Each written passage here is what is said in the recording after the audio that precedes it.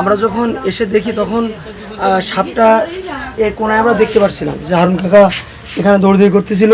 তারপর আমরা আসার পরে আমরা সবাই প্রচেষ্টা করেছি সাপটা ধরার জন্য, এবং তারপরে বন বিভাগের যে লোকজন তাদেরকে খবর দেওয়া হয়েছিল। তাহলে উঠে আমি মাল জিনিস গোছাতে যাইয়ে গোছে অনেকটা গোছানো শেষ, ওই জায়গায় হাড়ি উঠানোর জন্য হাড়ি উঠাই আরেক জায়গায় নিয়ে আসতেছি, হাড়ি টান দিছি, ও নুড়ি উঠেছি। এই দেখলাম, দেখার পরে আমি লোকজন ডাক দিলাম, লোকজন ডাক দিলি লোকজন সেই দিকে ধরার জন্য চেষ্টা করি, ধরে সিবিটির লোক ধরে নিয়ে চলে গেল।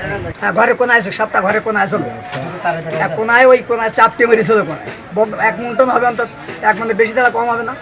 আমরা দোকানে ছিলাম, পরে জানতে পারলাম যে খেয়াঘাটে আমাদের হারুন কাকার হার্ডওয়্যারের দোকানে একটা অজগর সাপ দেখা গেছে, দোকানের মধ্যে আছে। তো আমরা দ্রুত সবাই এখানে চলে আসি। আসার পরে দেখি এখানে বহু লোকজন অলরেডি ভিড় করেছে।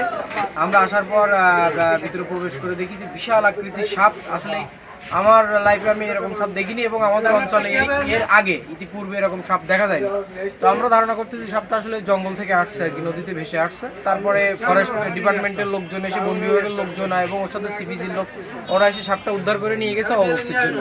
সাপটা হারুন ভাই বুড়িকল্লি হারুন ভাই দোকানের ভেতর থেকে ধরা হয়েছে। ওর দোকানে পার্নাসের তোলায় ছিল, ওইখান থেকে আমরা সিবিজি ফরেস্টার বিডিআরটি গ্রামের লোকজন জনগণ যাই আমরা উদ্ধার করে আইনি সাপটা এখন ফরেস্টার অফিসে আনছি, রেঞ্জ অফিসে আইনি আমরা এখন সাপটা সুন্দরবন কোলাগাছিয়া টলফাড়িতে পাঠাচ্ছি।